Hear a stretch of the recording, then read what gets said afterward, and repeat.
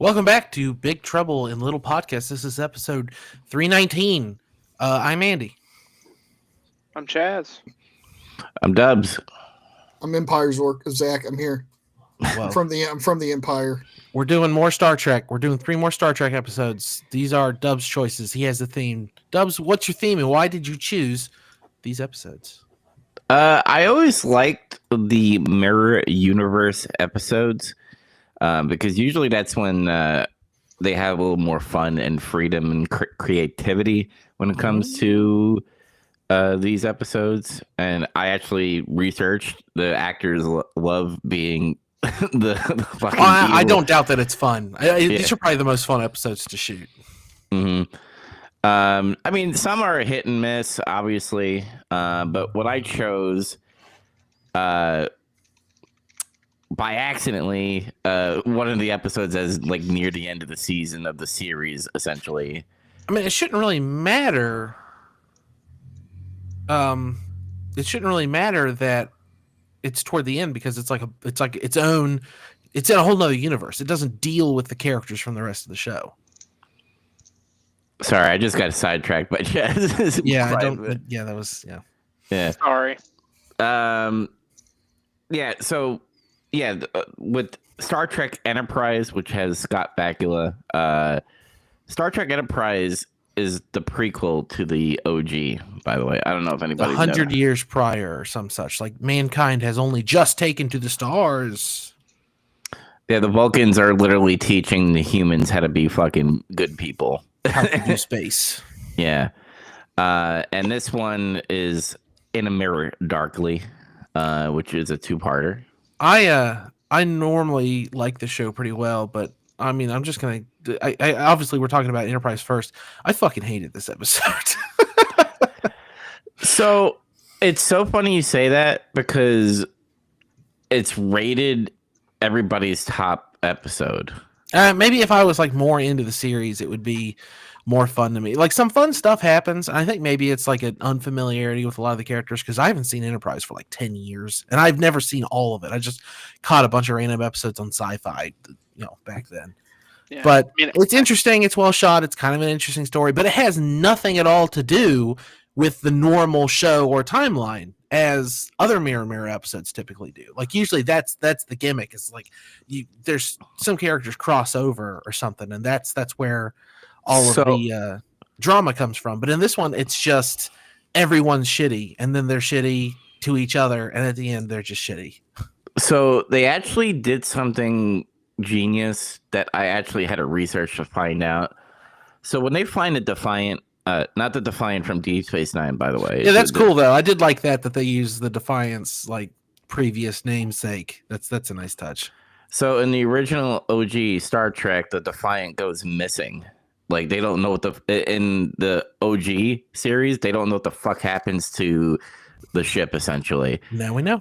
And Enterprise comes across it based off of some funky time travel parallel universe thing that I don't understand, but has to do something with. Remember when Kirk finds out about like this force field thing that you could go through time? I think that's from Generations. I think essentially the movie.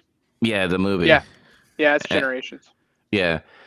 So some backstory is that William Shatner was going to be part of this episode, essentially, at some point. Oh, very cool. Yeah, where Archer and him go to essentially the movie Generations, but they find out that there is no mirror universe, like it hasn't started yet, and they can't get back to their original time. And it was supposed to be like a big show like that, but all the head executives were like, fuck this, no, we don't want to do that, probably because their budget by season 4 was not great and they probably couldn't afford William Shatner. Kirk, man. Yeah, that's a shame because that sounds like more fun. Yeah, so I do enjoy that they try to like fill some plot holes and also try to like essentially, in my opinion, I think humans would have done this if Vulcans landed on the fucking planet and instead of just doing what the movie First Contact was. I do really like that with Zephyr Cochrane. They actually use footage from the movie, and then they edit it really clever. Like I was kind of taken aback at first. I was like, "Oh, this is pretty bad. I like this," but. And then he pulls out a shotgun like fucking Terminator and blows that Vulcan away. And I was like, like when I first watched that episode, I was like, holy fuck, what the hell? But yeah, like I put it in the messenger that like these mirror episodes, they make every character very cartoonishly evil.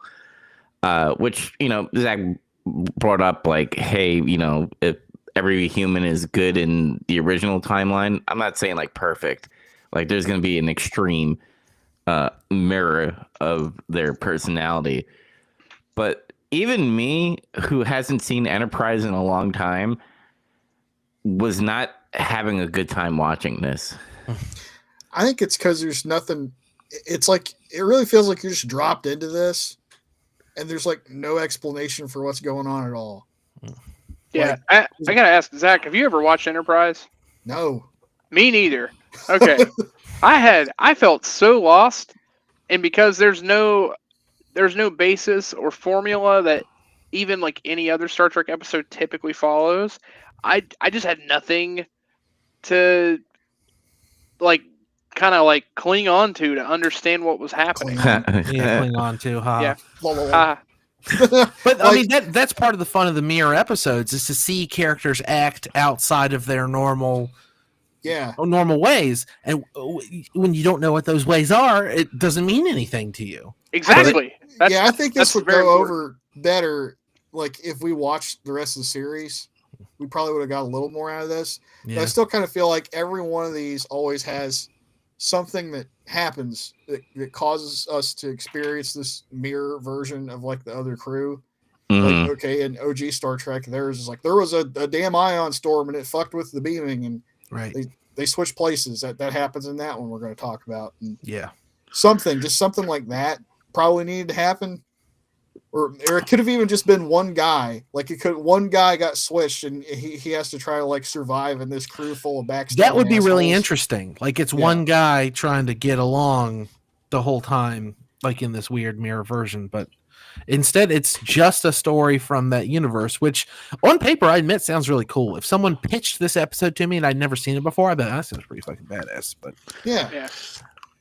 So just to give like kind of like face value on these characters, and they kind of showed it when he like asked the computer, you know, what Archer is in the other timeline, and he's like, this is a great guy who's like top of the line. And I mean, it's still Star Trek, right? Like they're all righteous, curious, intelligent, brave people, I assume. yeah, but what the thing is like Archer actually loves Vulcans in the real timeline, He's a and Vulcan the other captain that he kind of like fucking did mutiny on despised Vulcans in like the first season and stuff. So I was like, that's hilarious that they switched those. And Tucker, the guy with the face where he's like, I'm never gonna have kids, they're all gonna glow, and you know, I don't know how long I'm gonna live. chief engineer, I assume, right? Yeah, Tucker and the Vulcan chick get married. so that's like why they have like a situation where she sexually manipulates him and does the mind meld to do what essentially he did. And the Asian chick is a doctor, I believe, in the show. And out of everybody, even though I kind of liked how she looked, I kind of got disappointed with the Asian character. I forgot her name, Sato or something like that. Hoshi Sato. Yeah, where they essentially objectify her, be like, she just fucks everybody. She has it kind of no pun intended, mirrors that role that the chick in the OG Star Trek mirror has, where she's just like a possession in the captain's quarters. Just like, oh, and they kind of illustrate when they like, let's check the databases for what we're like in this timeline that this ship came from. And she's like an accomplished scientist or something. So it's like, yeah, this character is like the exact opposite of that, basically. That's the time when I thought, oh, good, this is going to get really good. Because he hears about how great the Archer is in the other universe. and he starts like having delusions that the other archer's talking to him, like he'll never give you the ship, you'll never be that good and stuff. And I thought, oh, this is really cool, but then they only do it like twice. Yeah, I was going to say something about that too. It's like in the second episode, stuff starts happening where it starts getting better. Yeah, like things that maybe should have happened more, like in the first episode. I agree. Like that, or like you find out T'Pol, the Vulcan lieutenant, is actually not really evil, but it just you don't find that out until way too later, like into the story. Yeah. And so I don't know. You could have done what I said. It's like switch one character, she gets switched over there, and is like, oh my god, I have to try to survive with all these insane people.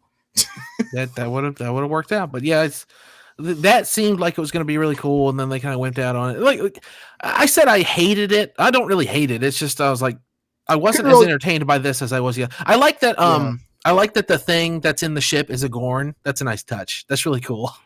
Oh yeah, that thing. Yeah. I love early 2000s fucking CGI. Yeah, like, the Gorn and the Thorian both look like very early 2000s. You said it best. Yeah, that was like Mortal Kombat's reptile. Yeah, it kind of does. Like it looks a little better than that, but yeah. Yeah, I mean, they like kind of like from same time frame, like when they were trying to do the weird like CG reptile. Let's make him look more like a reptile. Yeah, that's what it made me think of. I was like, oh, this is cringy. I touch on Sato. That was one thing that was kind of interesting with her character, is that she may mirror what her character is like in the show. Not that I would know, but the interesting thing is again, she has the whole thing of, yeah, I'm going to use this whole manipulation tactic to try to gain an edge, and eventually she actually ends up just becoming the Empress. The Empress, right? Wow. Which is kind of an intriguing like cliffhanger thing for them to kind of have. What I didn't like though is, again, it's almost like this episode also is a mirror to what a typical Star Trek episode is, and maybe that was the thing. It's like a meta thing. Typically, an episode happens and there's character progression or a lesson learned, or there's growth, right? There's literally no growth in this because, one, it's a one-shot. I guess it's not supposed to, but also these characters never learn from each other. They just continually backstab each other until someone ends up on top. Like, and it's not like the backstabbing ever stops there. Like, they just keep backstabbing each other. So I kind of thought that was funny in a way when I thought about it at the end. It's like, huh, yeah. She just killed him too and just moved on and became Empress. And I'm sure someone's waiting in line to do the same thing to her. And that's kind of the whole point. But it's like a modern Star Trek show. Yeah. I will say I'm glad that I did not watch this first. Because if I had watched this first with no understanding of what I was walking into, I mean, I guess I had vague, all mirror, opposite. But just even watching the other episodes first helped a little bit. To kind of know. I watched the original one first because I was like, well, I might as well see where it all started first. Then I watched this, then Voyager. Oh, see, I did OG Voyager then before this. Gotcha. I watched it the way it was listed. Yeah, I watched essentially. Actually, I didn't do it in order as far as timeline, but I watched it in order when I posted it. I do like that Scott Bakula, like his evil version of himself, is he clenches all his muscles in his face. I noticed that his neck is like always like vascular the whole fucking episode. Because if you watch him like regular Archer, he's like always like nice. He's just Scott Bakula, essentially. And I keep on thinking about that Scott Bakula and Always Sunny in Philadelphia. I mean, the order you watched it shouldn't affect it, I guess, but this episode has a ton of like references and allusions to the original series. That whole scene in the hallway where they try to ambush him and like take over, and he stops them and sends the one guy to the brig or whatever. That's literally like, that's straight out of Mirror. That's the exact. It's even shot from the same angle. Yeah, which again, another thing that I liked, I watched it and then I did, oh, hey, I didn't know what that is. It was a little nice to know that they're nodding to something. Right. So, and I kind of thought that might happen, which is why I watched it the way I did. And I'm glad I did because it made it a little more appealing. I think you did the right thing because it's the thing I did too. So yeah. The Empire logo is I like how it's consistent throughout the whole Star Trek universe. I like the intro too. They changed the intro to be evil. It's pretty cool. Yeah. Yeah, that's why I told Zach, I was like, were you talking about my episode as far as like the intro? And he's like, yeah, that's what you picked. And I'm like, Oh this yeah, is the I'm glad that- Yeah, you got to This is see the the original. original. It has like the space shuttle and a bunch of like feel good science bullshit. Oh yeah, no, I love that it had that like whole battle thing. I was like, oh, this series must be real different. And then it started showing like things getting blasted and buildings getting taken down. And I was like, oh shit, they don't play around in Enterprise. And then this is metal. yeah, so until you told like me that. it didn't even register to me that was like specifically for this episode and not to do. But that makes sense that they did it that way. They really Hey, committed. something was bugging me though. In Enterprise, do they wimp out on the salute? I'm pretty sure. Like in Mirror, Yeah. they do the fist and then the Nazi salute, which I will not do on the internet. And then in Enterprise, they do it, but they keep their fist clenched. Like, did they wimp out or did they change it on they purpose? hold the fist. Yeah, that's a good question. I don't know. I think they wimped out because they didn't have any type of salute, essentially. Yeah. I mean, what I find interesting, and we're going to talk about the episode, is I think there's a reason for it, but and there's also a reason for why it wasn't, for why it was done the way it was back in the original versus now. But maybe they just didn't want to upset enough people. Although again, like you guys said, like this show was at the very tail end of its budget. This is like the third or fourth episode from the very end. Yeah. Well, it's the fourth and third because it's a two-parter, but yeah. And I found out that because of the budget and that they knew that they were getting canceled, that's why they changed the intro to the song, because they were just like, we kind of don't like this like very 80s rock, so we're gonna like do this, and they were happy about that I essentially. still thought that was a strange choice. I'm like, they're playing like cheesy 80s pop rock for like this Star Trek show's intro. Mhm. Yeah, all the other like the '90s tracks all had, I don't know, more orchestral like sound and stuff. Like, what a weird juke for them to do. But And then whatever. Next Gen started in the late 80s, so it's like, I don't know, if you were gonna do that, it would have been to that show, I guess, but no. Go figure. No, I kind of like the whole like CGI space and like the captain talking. The Enterprise, they just go straight into the song. Yeah. No Scott Bakula intro. I don't like the license. I don't like the weird license sounding music. Just give me like orchestral or like synth shit. Mhm. Give me that. I agree. Give me a 1996 CGI sun like from Voyager flying through. Are we all satisfied with moving on to the next episode? Definitely. I want to talk about the other two way more. So, Yep, Yeah. agreed. Let's go to Living Witness, Voyager. all right, this episode is a trick. I watched Mirror Mirror from the original, and then I watched Enterprise, and then I watched this. And the first like 10 minutes of this episode, I was like, God damn it, we're gonna record this podcast later, and I'm gonna have to get on there and say, guys, I think I figured out I hate mirror episodes. Because the beginning of this episode is like dumb, and I kept thinking, like, what is going on here?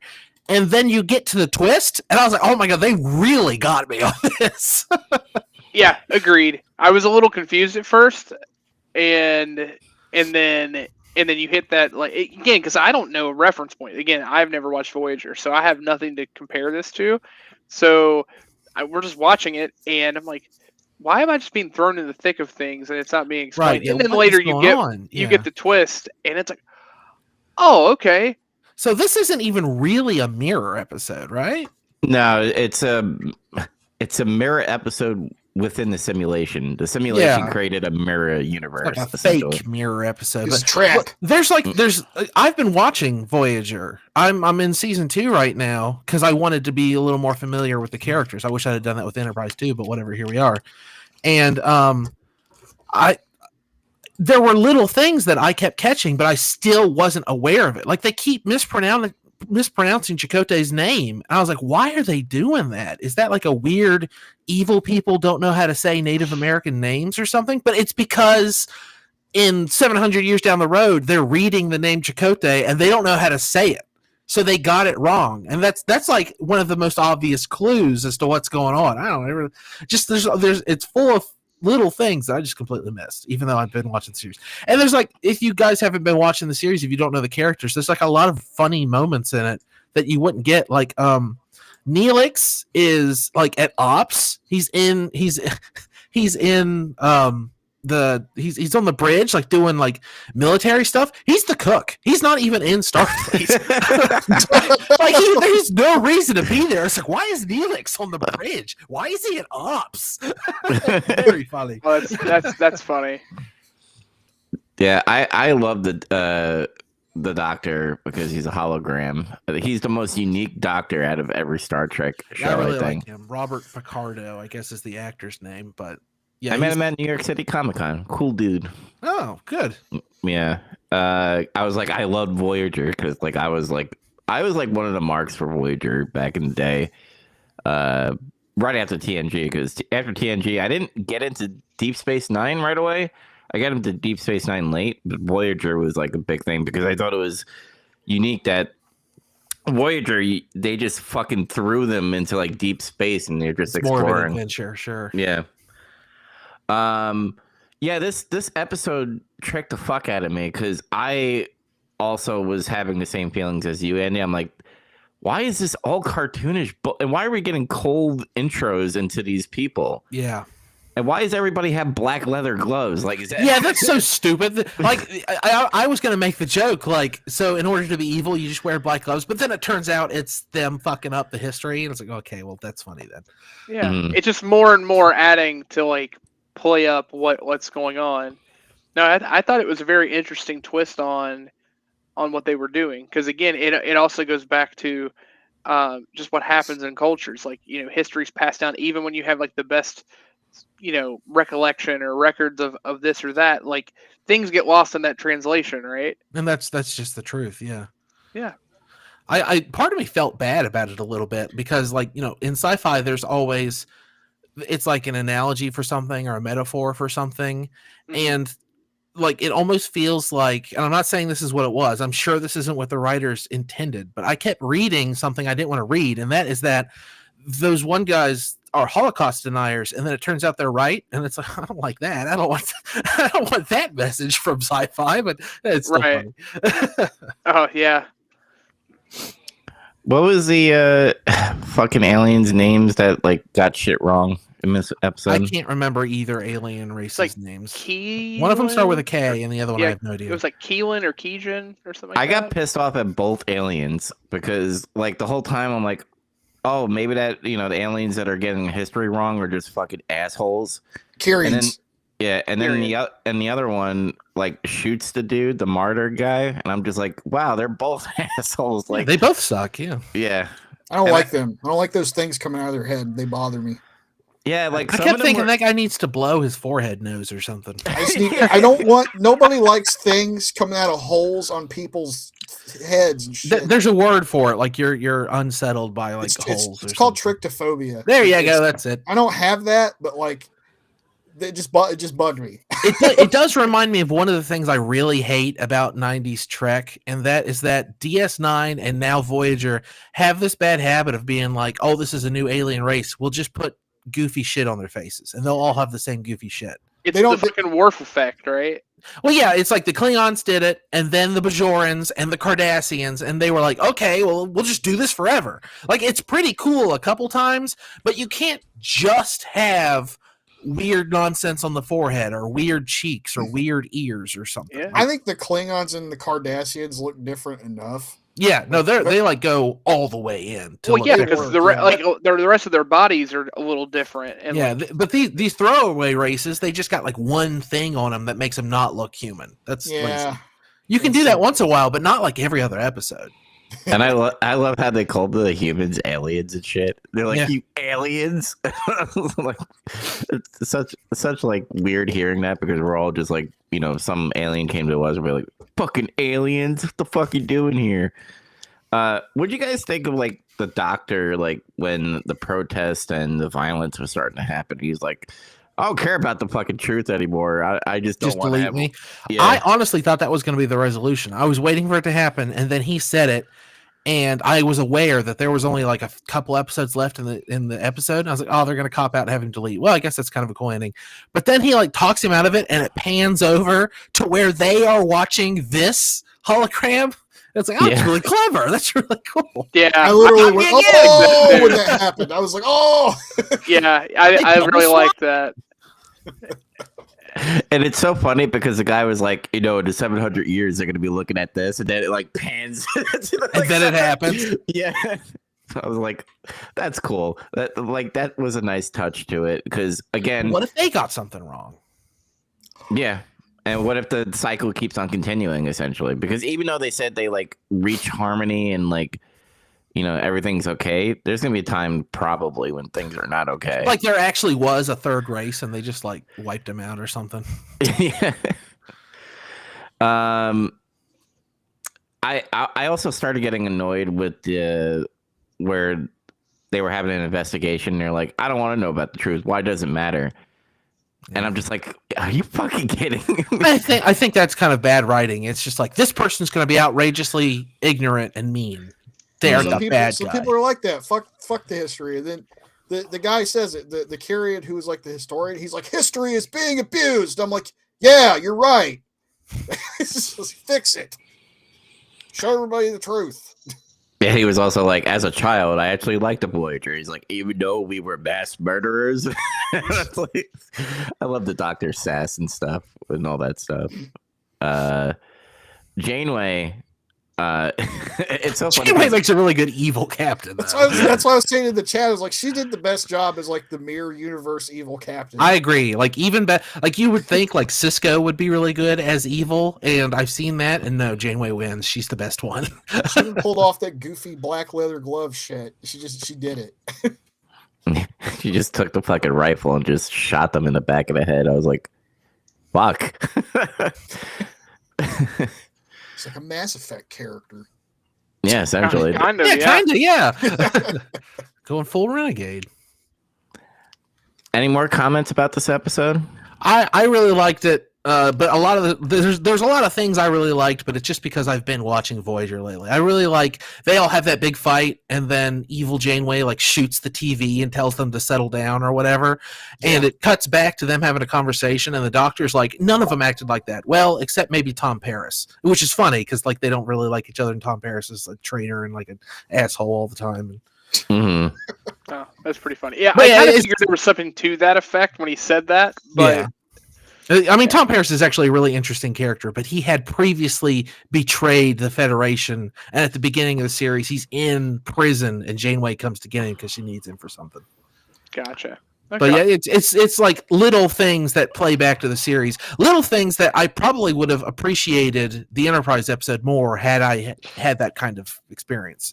Like honestly, if I'd never watched Voyager before, I don't know how much I would have liked this episode. But it sounds like you guys liked it okay. So yeah, I think as far as not watching any Voyager and watching this as a standalone episode, actually it holds up surprisingly well because if you just understand, again, I came out fresh off of watching Mirror Mirror and understanding, okay, at first I'm seeing the characters and I don't know what to expect, so it's throwing me off because I'm like, again, the only thing I know is that I'm watching Mirror themed, but they've not told me anything yet. So is this actually how these characters act or not? So then when you get the whole thing of this is so many years later and he finds a hologram and he's like, no, this isn't at all what we would do, and it gets explained, I realize, okay, well now I get, okay, this is not how these characters would interact with each other, and they explain it more. And the episode itself is not so much about the mirror universe or that whole dark side thing. It's much more about how, again, even though we try to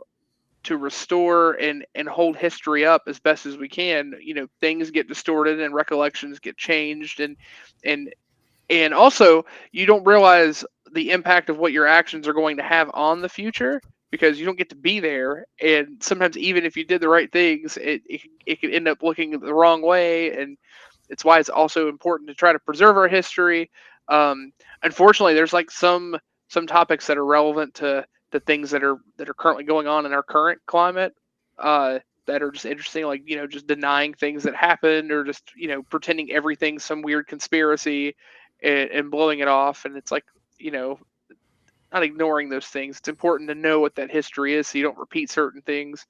So no, I really appreciated the episode. I also liked it. This is my intro to the Doctor, as far as, even though he is a hologram, and I guess I should ask, like, is he like a genetically engineered, like, is he an android? No, he's at the beginning of the series.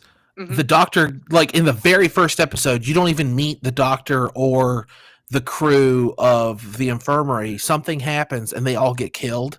And all they have is this hologram that is meant to like assist with medical operations. And throughout the first several episodes, they keep using him all the time. And he's like, well, I guess I'm just the Doctor now. So he like starts doing the work the Doctor would normally do. And they keep like leaving the room and forgetting to turn him off. So he just like stands in the infirmary all day being bored. It's kind of funny. That's actually hilarious. I love that. As time goes on, though, he becomes more like personal, and like he kind of starts connecting with a few of the other characters, and they tell him, well, you should get a name, and they start figuring out how to get him from the infirmary to other places. They figure out how to beam him into like a few select places, like the holodeck and the bridge and engineering and stuff. And like at the point I'm at in the series, they're just starting to do that. I know eventually he gets something that lets him go anywhere in the ship, but that hasn't happened yet. He hasn't even like, they told him you should choose a name, and he said he had it narrowed down to 3. And then in one episode, he chooses a name, but something happens, and he's like, I don't want to use that name anymore. I associate it with bad memories. So we don't know what name he has chosen for himself at the point I'm at. Okay. But he's a really interesting character, yeah. No, it seems really intriguing to know, and that's what I was wondering: is he strictly just a hologram, or that? And that's what I was trying to understand. But it makes more sense now with how this episode lands. But yeah, incorporeal at will. Yeah, like you'd wonder like the effect you would have in the future. He actually gets to see what that was like and see how that affects his character too. It's like 700 years. This was like yesterday for me, and like. Yeah, just seeing how he's responding to stuff is interesting. So yeah, I like the episode a lot. Yeah, 7/9, by the way. I like how in the simulation it just like she's just a Borg. Yeah, just regular old Borg. Yeah, yeah, and her drones and stuff. I was like, that's hilarious. They got that all wrong, and then obviously the Doctor fixes it, and you actually see how she actually looks. More human and some Borg features to her, kind of like Picard. But yeah, like this was a good episode because it's like it wasn't a mirror episode, but was a mirror episode at the same time through a simulation.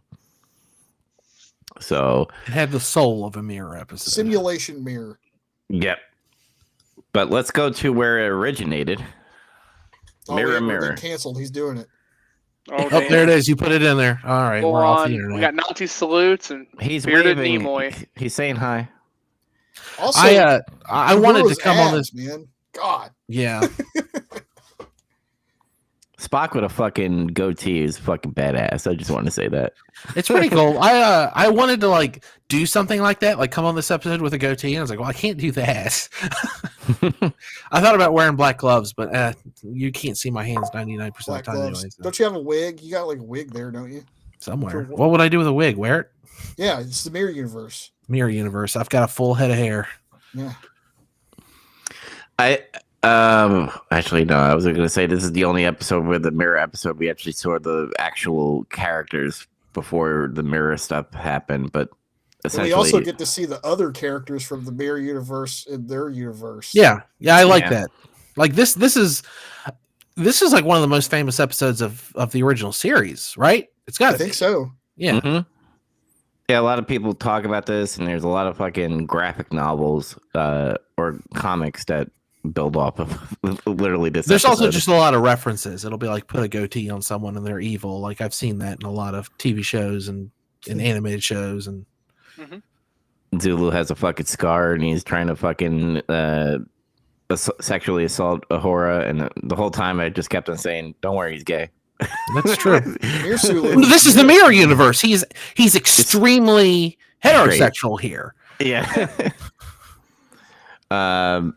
So I do like the beginning where like they're talking to these aliens and stuff, and like there's an ion storm happening. Like it does, like it's random and they don't know it's when it happens. And while they're beaming the crew up, they go to their mirror universe, and the mirror people go to their original time. And they're doing Nazi salutes. The Empire logo's there, and Spock is more fucking. He's a super asshole in this one, and I love it. and then obviously Zulu's an asshole, and Chekhov is getting zapped in the little chamber thing. Which by the way, I like that in the Enterprise episode, like they kept invent the agony chamber. Yeah, they had the chamber in there. I was like, that's fucking cool. That's a cool touch.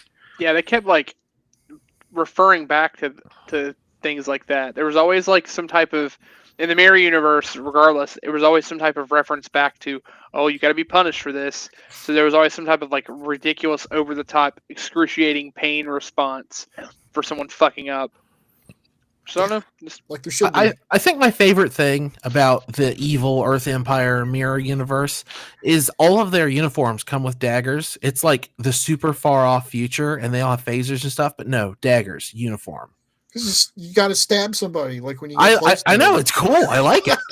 yeah. They're like, here's your uniform, and here's your tricorder, and here's your dagger. You always can use to a knife. backstab someone.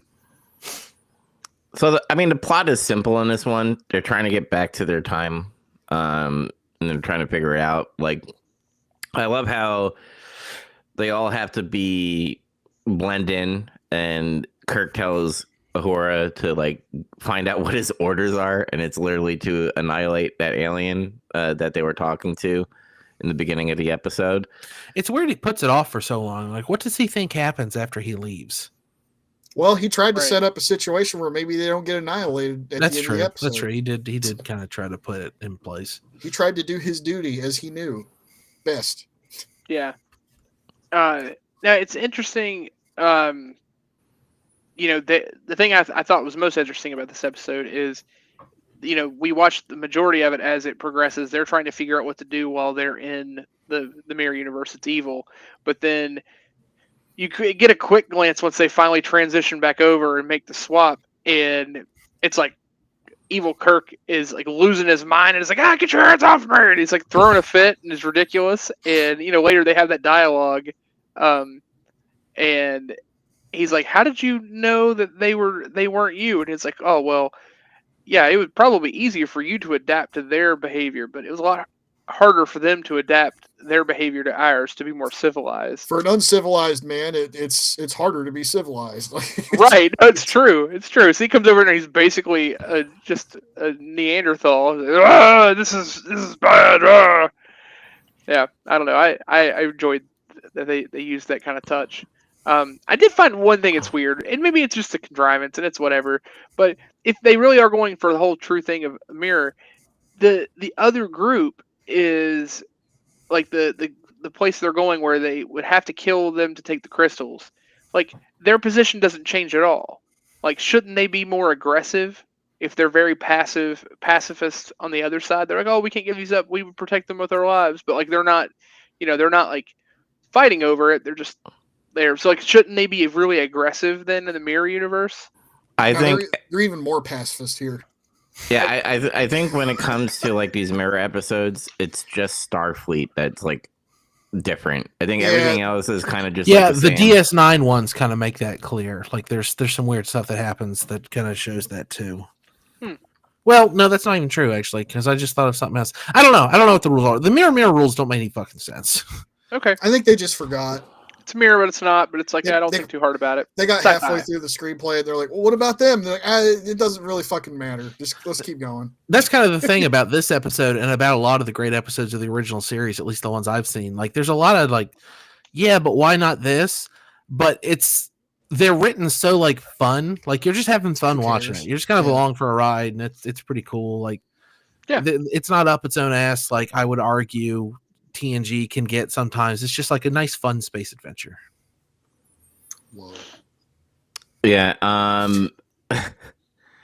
the uniforms in this mirror universe, I'm like, what are they, Persians? Like, they brought the sashes back. All I needed was sabers and a beret, man. They would have had it made.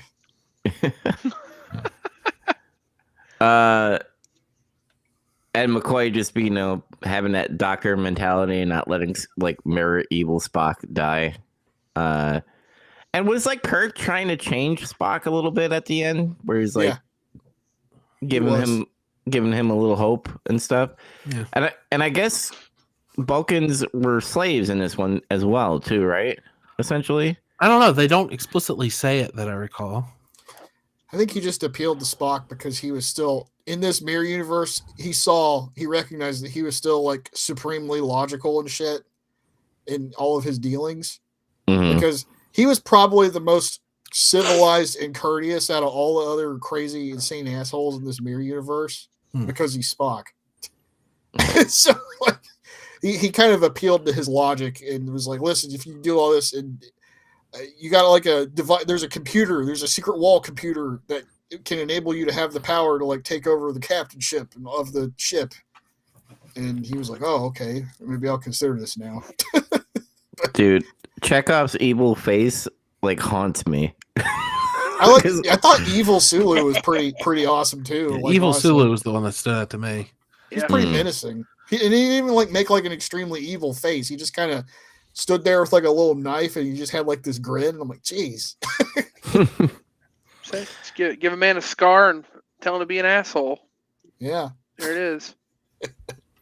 I kind of, if I had something against this episode, and it's not even like I'm complaining, it's just that I wish I could have seen a little more of the opposite crew that got stuck in the regular universe. Me too. I kept wondering, like, what was like they just have that one cutaway where they're just throwing them the brig, and it's like, oh well. Okay. But that might be, and I know that's kind of, again, it's a throwaway to like say, oh well, we've handled this quickly, but that's probably why, because it makes perfect sense. The moment they get back, they get really aggressive, and they're like, oh, something's off. All right. Well, yeah, basically, go. I wanted that one scene to last maybe like 1 or 2 more minutes, more or less. Yeah, maybe we get like just the full intro of the moment they get back to like how everything happens. Yeah. Yeah. You can see that. I like how Spock said that like the evil crew was like intriguing. He's like he found them interesting and stuff, and like Kirk is like, I don't know if that's an insult. I think he just insulted us. Yeah. I think Spock actually was intrigued by the like evil Kirk, essentially. Yeah. He was. He straight up was like, he saw them in that room spazzing out and shit. And he's just like, fascinating. Simply fascinating. He just walks away. So, you want to talk about the Nazi elephant in the room?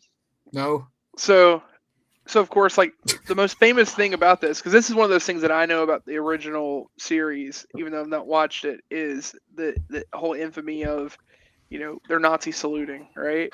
Mm-hmm. And again, I think it's just simply established this happened in the 60s. Somewhere between 20 to 25 years removed from from World War II.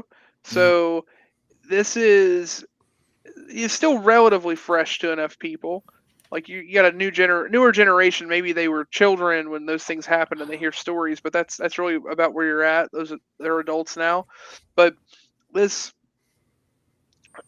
basically, I would like to think they sit down in the writing room and they're trying to think about, okay, what are we going to do to make them the opposite? What is the most evil thing we can do to them? And it's a very poignant but simple thing. The very first thing they do that immediately tells you something is wrong, they all Nazi salute. And again, it makes for great television for what they did, but also just important. Nazis fucking suck. So yeah, I thought it was a cool thing. I did not see that coming. I did not see that, but yeah, it's unfortunate that they did cop out later, maybe for controversy, but there shouldn't be any controversy. I don't know why. Back in that time, you could get away with more shit on TV. I don't understand why they felt. I don't understand why they would do that. This seems like a weird choice to me. I think they just didn't do it. Yeah, I think what was it? Somebody said my grandpa told me only good Nazi's a dead Nazi. Yeah, we were at that point in time. Yeah, I mean it still holds true, but unfortunately, not as many people think that anymore. That's a shame, but never mind. We won't turn that into a discussion. I like that Kirk like hesitates doing the salute all the time, because like the whole time I'm like, you need to like blend in with this crew, and they're all like doing the salute, and he's just like, I'm not gonna do it, but he's like, should I do it? Like he does it at a certain point, and it's like. So it's like half-hearted when feels wrong. Yeah. I also like to, if it specifically wasn't Spock, like again, Spock is using his logic beyond being just evil, but it's for selfish reasons. but otherwise could easily just put himself in a position where he could, just become captain. But he doesn't want to be captain solely for the purpose that he knows what type of target that puts on himself. He likes being the chief scientist officer, and he doesn't want to. Yeah, he doesn't want to be a target. So yeah, he doesn't want to be in a spot where he could easily be backstabbed and killed, because there's no amount of logic that works his way out of just being backstabbed by people, right? So why have that on me when someone else can do it and I can still do what I want to do? So that's like precisely it. So the only reason he's not betraying Kirk in the same way everyone else is to the same degree is simply because, well, I don't want his spot. Like, I just think it's really funny. That's the logic of it. It's like, oh yeah, if I do that, then someone else is gonna do that to me like immediately after. And then of course, like you see that, and then think about the Enterprise episode. That's an entire episode that's literally about that. Like the only person that's not active, even then, the Vulcan is still backstabbing, even if it's for the sake of trying to do the right thing, maybe. But everyone is just backstabbing each other the whole time. So that's funny. Mirror universes. What was that device that lady was using to like zap people at like? It's a secret wall computer. It's just a wall assassination box. You're deleting people out of the show. That's what it was. Yeah. Is that the script? The wall deleter. Yeah, pretty much. Yeah. You could just see in every room in the ship and just delete people.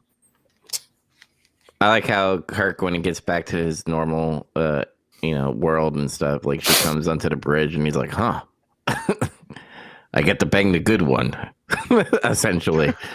Oh yeah, the girl that was the good one. Like, the captain's woman. That was her official position in that mirror universe. Yeah, she's like just normal. Like her counterpart's there now. I just got assigned to this ship. She had the giant beehive hairdo too. She had a big one. Mm-hmm. Mm-hmm. So any like last thoughts about this episode? It's fun. It's fun. It's a good one. Old It Star is a fun Trek's just episode. fun. Mm-hmm. I love the old sets, by the way. I think they still hold up, even though it's like cheesy. Even like when they do the teleport thing, like it looks good for that time. It's fun with me. Doesn't bug me at all. Yeah. Yeah. So out of the 2 episodes, I recommend the Enterprise one. I do a light recommend because it doesn't insult me. Maybe watch regular Enterprise first. Yeah, I think you have to. I think to get more out of that one because Like it's not framed. That's the thing. Is like these other 2 episodes, they're framed by something, and then one of them's actually a trap. It's a trick. So it's even more clever. It's probably the most clever one. Yeah, just watch the first 80 episodes and then just watch it. Yeah, watch Enterprise. it's a good watch. I mean, if you want to watch a hot Vulcan, it's good for just that too. No, I saw her. She cut her hair when she's in the regular universe. I'm not interested in her anymore. She almost gets nude in one of the episodes. Anyway. And I'm guessing you guys are saying the same thing. Like 2 out of the 3 recommend the other one. Watch Enterprise first before you watch In a Mirror Darkly. I mean, honestly, I kind of recommend the same for Voyager though. Like watch some Voyager. Get to it naturally. Don't like go only watch that episode. Yeah. I can see that. Like I think, and again, if you have at least a base knowledge of Star Trek, like the original show, and just anyway, like it's pretty easy to just watch the original episode regardless. Mm-hmm. Again, I didn't think the Voyager episode was that hard, but there are things that would have made much more sense if I had watched it. And then I definitely mean that for Enterprise for sure. You need that info. You should watch it. I think. Yeah. All right, Chaz, what's your episodes you're going to be choosing? Yeah, so I'm doing what I call The Doctor is In. I'm doing episodes about the doctors because I'm a doctor too. So No. I'm our medical officer. So I thought that would be the appropriate thing. Let's honor the medical officers. So we're going to be doing in Next Generation, Season 3, Episode 7, The Enemy. I put Episode 57 there. Whoops. In DS9, Season 5, Episode 16, Dr. Bashir, I presume. And then in Voyager, Season 5, Episode 11, Latent Image. Season 5 now. God damn. Yeah, we're doing some skips. I'm sorry. Hopefully there's no major spoilers, but Well, I'm sure there is. Yeah, probably. That's okay. You can fill in the blank. It's about the journey, not You guys might get some spoilers from Dr. Bashir, I presume, as well. I think, but whatever. Who cares? I presume. Spoilers, I presume. All right, let's get into post credit scene. What have we been watching, playing, and doing? Cool. I want to go first. Shotgun. I played card games. Christ. There's a Pokemon pre-release, so I got to do that. It was a lot of fun. I thought you sold all your Pokemon cards. No, I sold just part of them that were like overly inflated, and I still kept the expensive vintage ones, and I still have the ones to play with. So, yeah, Pokemon's still fun. I like to play it, change it up every now and again. So I played in a pre-release event, and I actually went undefeated. I was one of 2 people that went undefeated in the event, so we tied for first, whatever. But it was a lot of fun. They've done the thing where the trainers are on the cards again, so it's like Ash's Pikachu. I mean, not exactly that one, but you know what I mean. But like they pick all that. The gym. Yeah. In's Reshiram is actually a card, so yeah, that's it. But yeah, it's a neat thing that they've brought back. The set looks pretty fun. There's like some cool art and stuff. I didn't open anything overly exciting. I opened the Lily's Clefairy. Not the super expensive alternate art one, but just the regular full art one. But I needed that card because it's actually going to see play in some of the decks in Standard. So I got to do lots of Lorcana stuff. I've been playing a good bit because I'm prepping for a big tournament this Sunday that I'm going to go to, and feeling pretty good about that. As far as things I've played video game wise, I have officially completed Legend of Zelda Ocarina of Time, a 100% completion. We did everything. We did all the things. We took the masks and did the side quests as a kid. We got all the bottles. We found all the big Poes. We got all those stupid fucking Skulltulas. I got all the heart pieces. I did it all. It's all done. Ganon's killed. We saved the world. It was cool. Good time. Recommend it to everyone. If you want to hear more about it later, stay tuned. In the near future, we will be talking in much more depth about that game.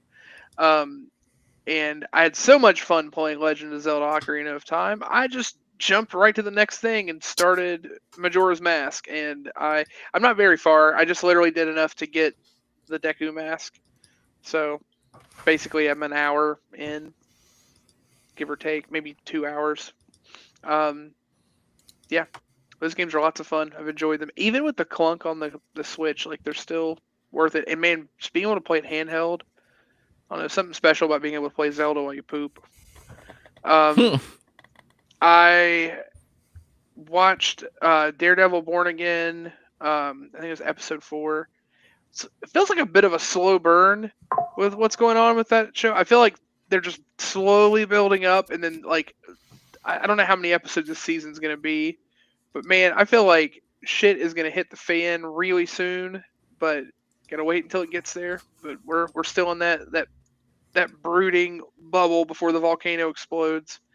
And then I watched a pair of movies because I had family in, and we were like, oh, well, the kid wants to watch movies, and we watched Moana 2, which I'd already watched before, but it's a fun movie. Still recommend it.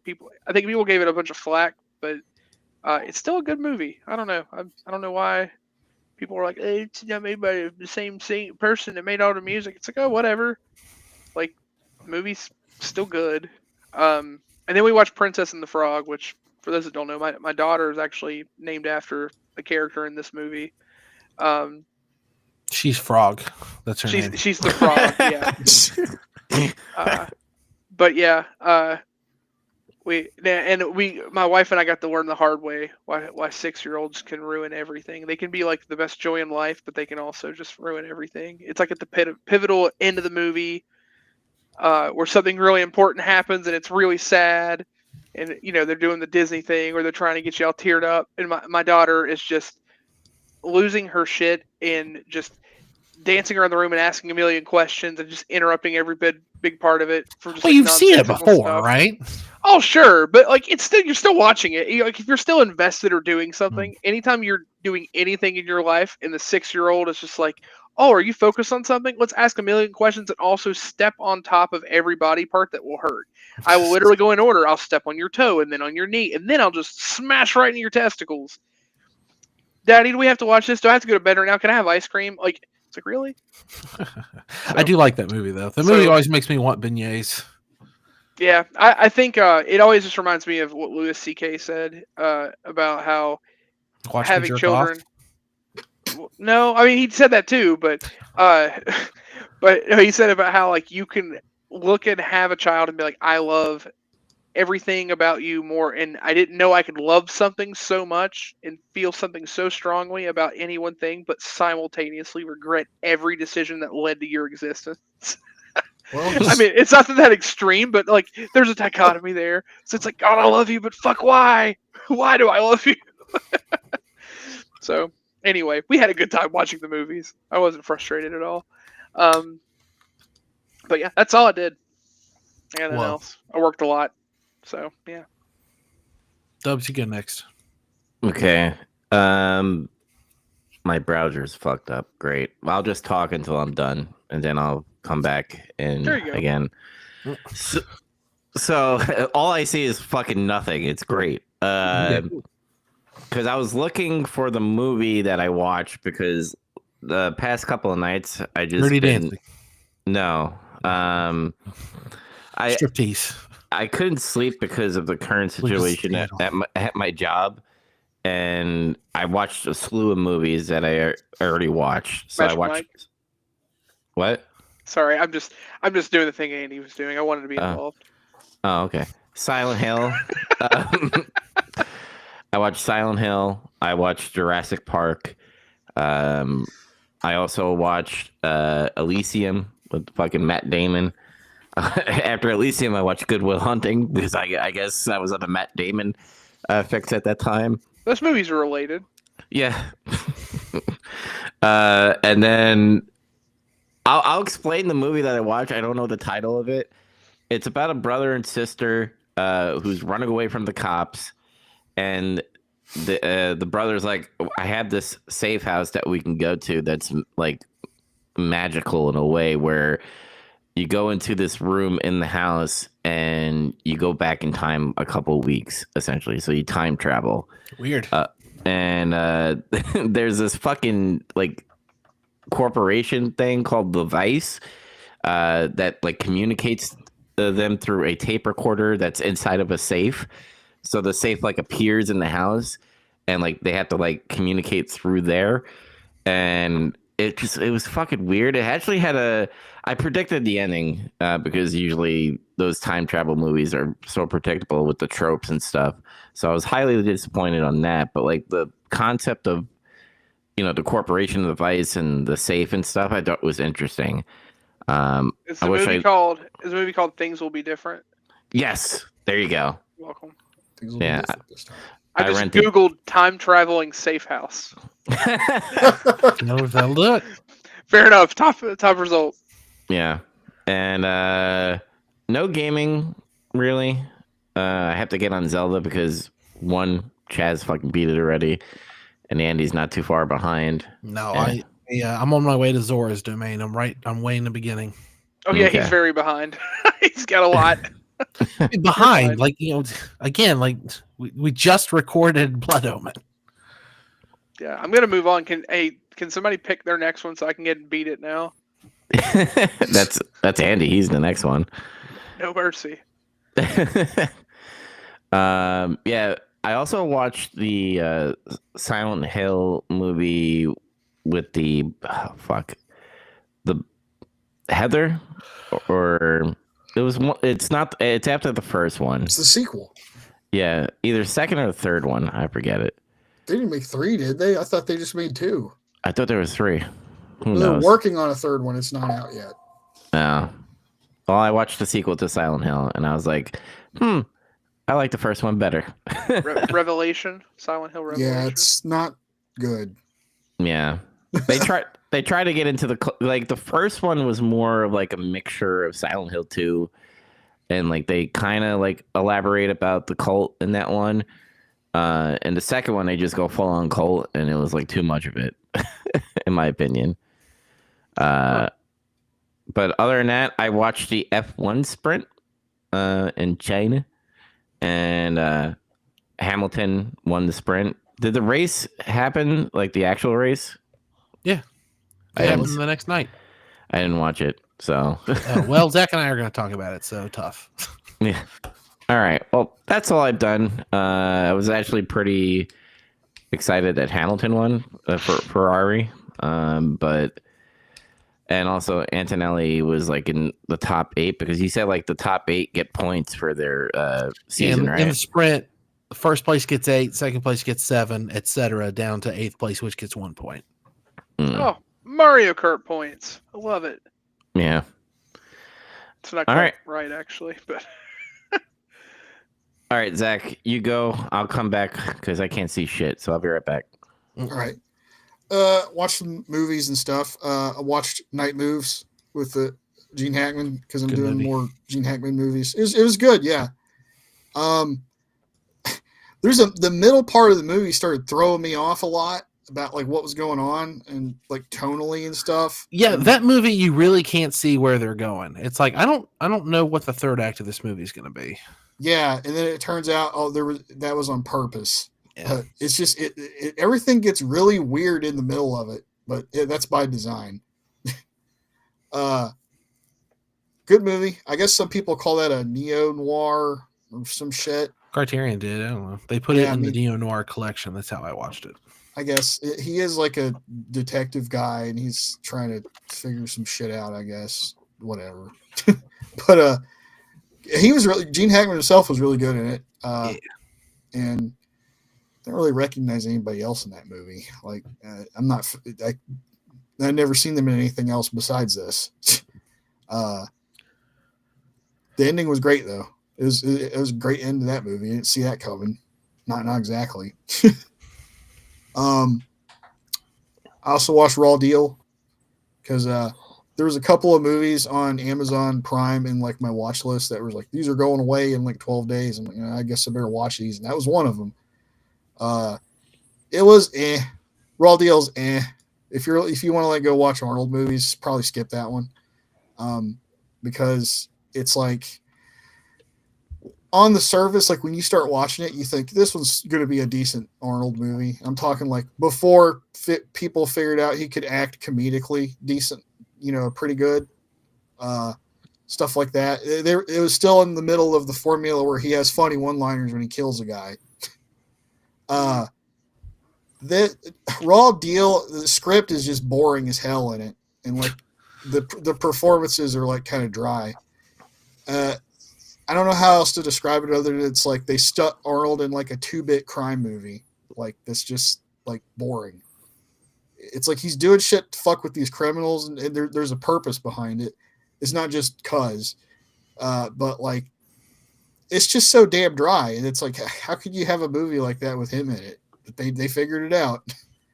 The last 10 or 15 minutes is awesome, but that's at the last 10 or 15 minutes of the movie. So, there's a really good shootout in a lock and load scene that was awesome. And I watched King of New York. That was the other one that was going away in 12 days. I was like, I want to watch this too. That one was pretty good. I liked that.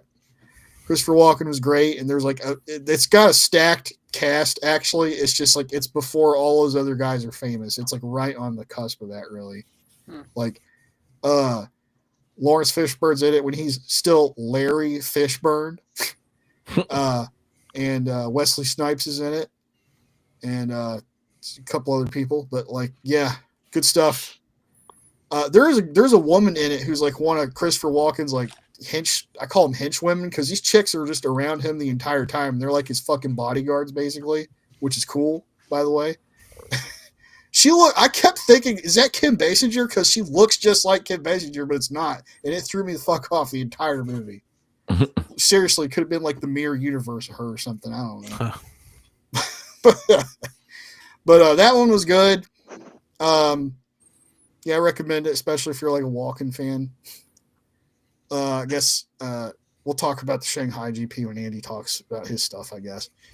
I finished rewatching Twin Peaks: The Return. Got to the conclusion with some of my family that also watched it. Don't spoil it for Andy, but how did your family react to it? My brother's girlfriend, she liked it, and she agreed with my explanation of it. You know, I'm not saying like, oh, I know this is exactly what happened. It was my interpretation of what happened. Mm-hmm. You know, she agrees with it. And my brother is just really hung up on why did they do it this way? What about what happens in the show and stuff? He always focuses more on like how are they doing this? How is this happening? Not why or yeah, what. and that's why I love David Lynch, because he does that, and like I'm not calling your brother a normie, but I kind of am. He is kind of a normie about how he watches things, though. Yeah. Like all the normies that go, but why do they do it this way? It doesn't make any sense. And I'm just like, just go with it, man. Like, just look at the vision and just go with it. Yeah, it's kind of how I do things. Mm-hmm. I enjoyed it more the second time around, though. Yeah, because I was talking to both of them about like, yeah, when this ended, I was like, just like, what happened? And I was like trying to sit there and figure out why. It took me a little bit of time to process it and stuff until I finally came to my own conclusion. And since then, there's been all kinds of like pieces online about people trying to interpret that third season and like what it means or what it's about or what. Like that long ass video that I watched. You talking about the Twin Perfect one or a different one? The Twin Perfect, yeah. Yeah, like there's some stuff in his video that's good and thought out, and I agree with it. And then there's some things that I don't. Specifically like what happens at the end and stuff. But yeah. And then I watched some more wrestling bios videos because I do that when I'm eating meals or something. You know, I watch more Blunder, and I'm glad I decided to watch those Blunder videos because they've been really entertaining. Like, I watched the David Arquette one, and the funniest thing that I didn't know about that is like he came out one time on was that a Thunder or was that a Nitro? I think it was a Thunder. Yeah, it was a Thunder. He came out and he was supposed to do something as part of an angle that was happening on the stage, and he fell through a gimmicked part of the stage that he didn't know was gimmicked, so he fell through the floor when he was supposed to come out and do something. It was just really funny. Nobody talks about it ever. Yeah, because it was DDP and fucking Jeff Jarrett climbing the Turnatron. And the old Turnatron. And then all of a sudden you just see David Arquette just pass the camera like very fast and does like a right angle turn, and you literally see him just go boom like he falls. But the President Ric Flair one was fucking hilarious because of how terrible they put that angle together. Just the results of it, like it was pretty bad. And that was one where I was like, how come nobody talks about how bad that is? Like, what the hell? I guess it just gets lost in the shuffle because so much happens. Either that or it's also Ric Flair, I guess. I don't know.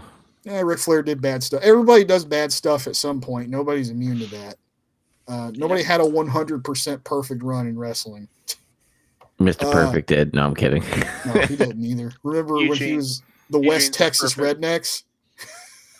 Nope, Eugene's was perfect. Oh, Eugene. Yeah, it ruined his career. It was so good. It was special. The Baywatch one was also funny. Basically, it was like Hulk Hogan and Macho Man were in an episode of Baywatch, and they cross-promoted it with like their own programming. It was like fucking retarded. It was so silly. The funny thing was I watched the Bash at the Beach pay-per-view they did for that in like 94. And it was actually 95. It was this year that we're still reviewing. And I didn't know at the time that they cross-promoted with Baywatch until I watched this episode. So I was like, oh, that's why they did all this silly shit. Okay. It's funny. That one, it was pretty good to watch. As for playing stuff, still playing a little bit of Fire Emblem Engage. I finally got past my roadblock in it where I ended up in a situation where like most of my people they got left behind in like the levels. So I had to like level some people up and grind a little bit. Grinding in Fire Emblem takes a long time because of how the battles work.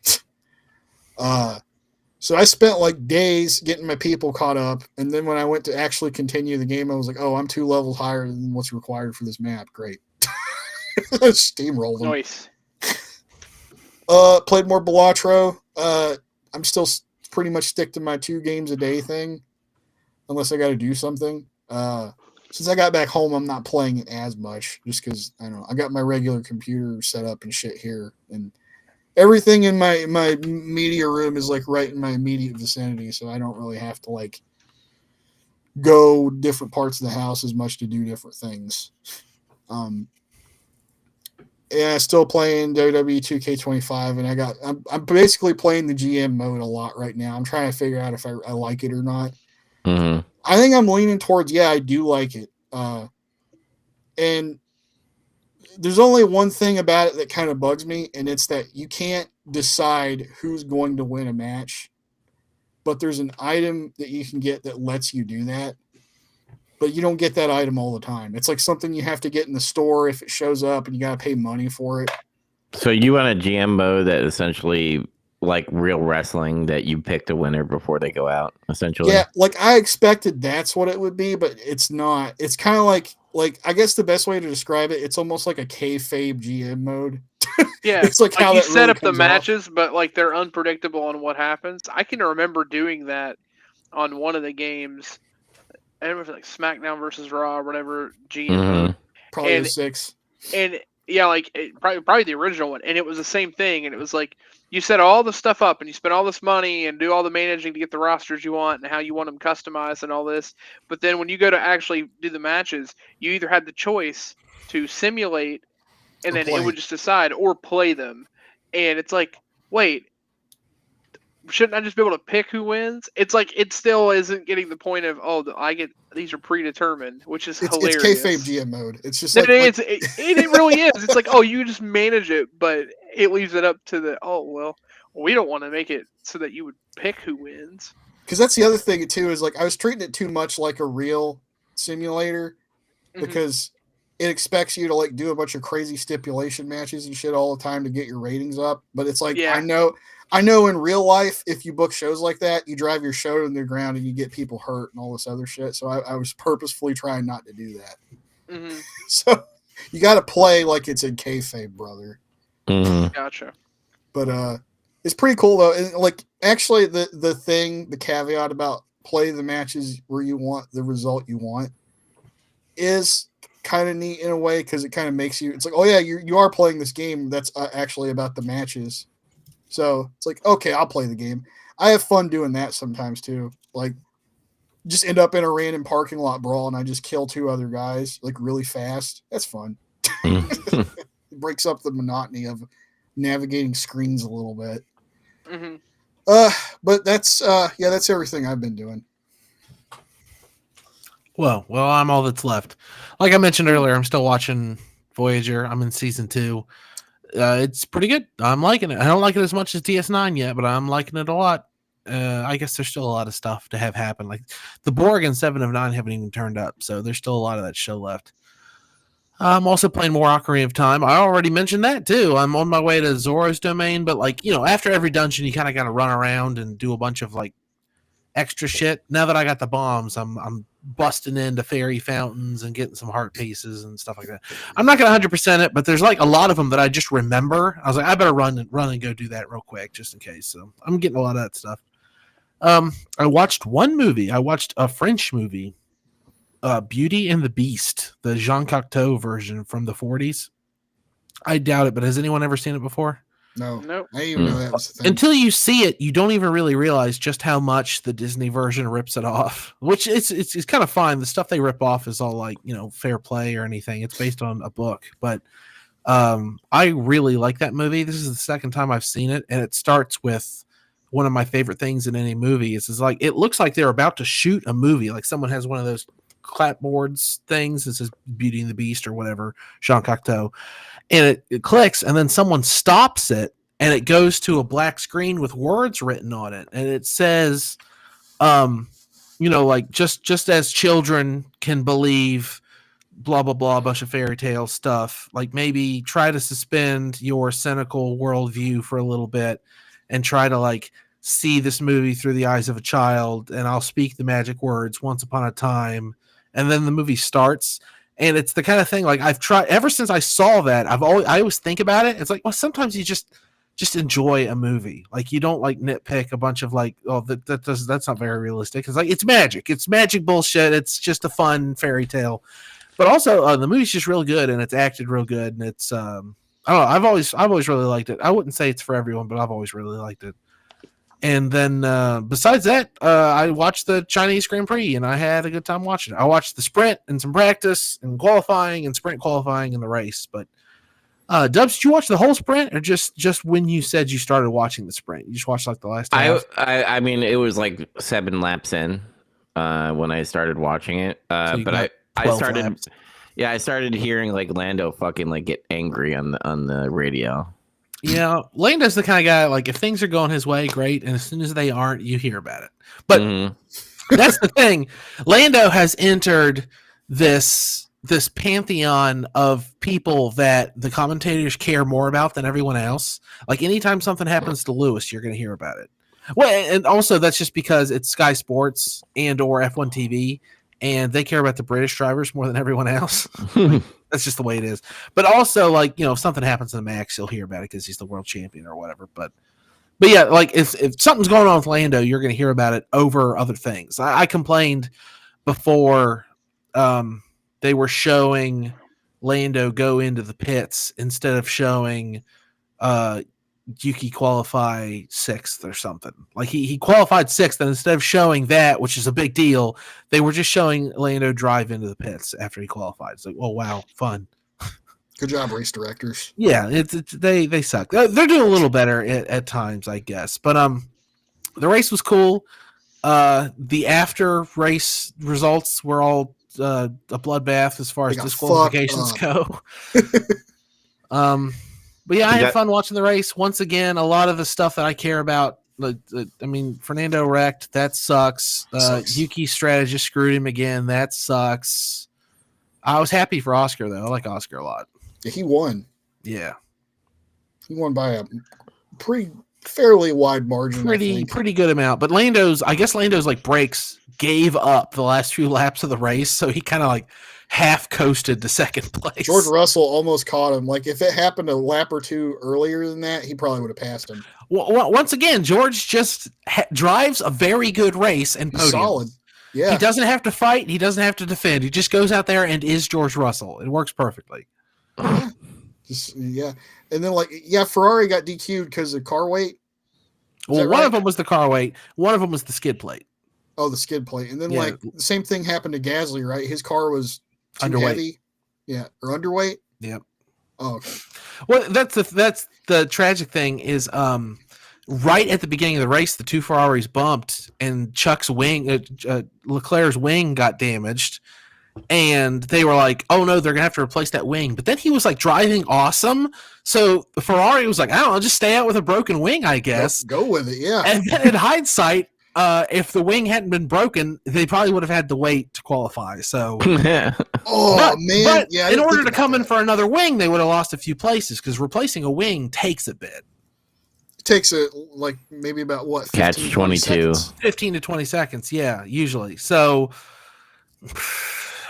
would he have still been in the points? Who knows? It's hard to say. I think so.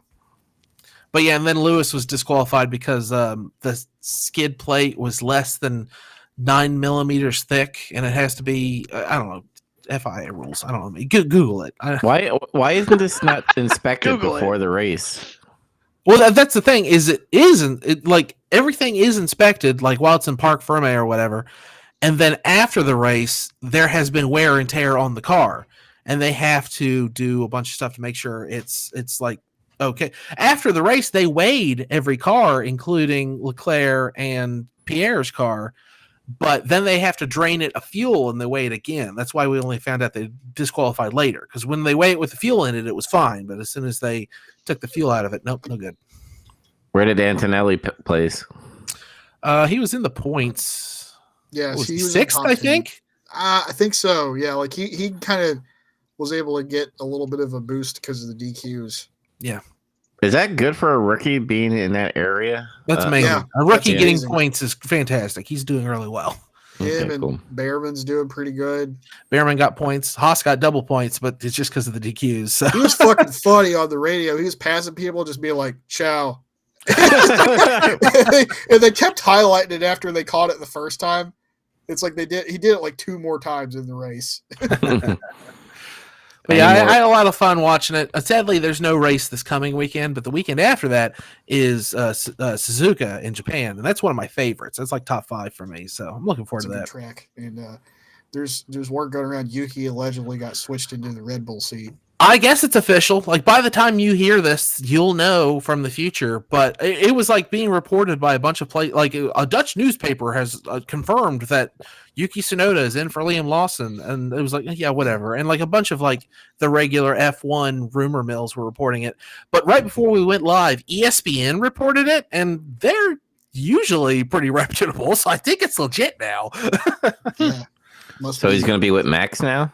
Yeah, that's what they say. It's going to be Yuki Tsunoda and Max and Red Bull, and they haven't announced it, but presumably Liam will get bumped down to Racing Bulls. It's the way it should have been the whole time. It should have been that way the whole time, and everyone has been saying it. But I'm not going to bore everyone with all the stuff Zach and I were talking about earlier. But I still have reservations. I'm still worried about my sweet young boy Yuki. I like him a lot. My sweet young boy. He's so small. He needs protected.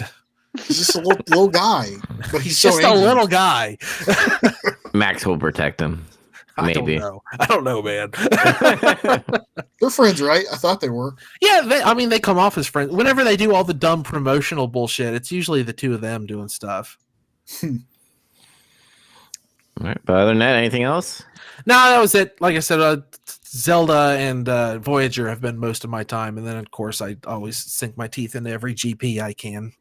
But yeah, that's that was the last one this week, huh? So if you like what you listen to, wherever you're hearing us, you can probably follow us. If you're watching us, you're on YouTube, and if you're not watching us, you could go on YouTube and watch us. But other than that, obviously the curated audio version is available on iTunes and Spotify and Google Podcast, and basically anywhere they peddle podcasts, that's where you'll find us. So like, comment, follow, subscribe, etc. Pod peddlers. All right. Well, see you guys in the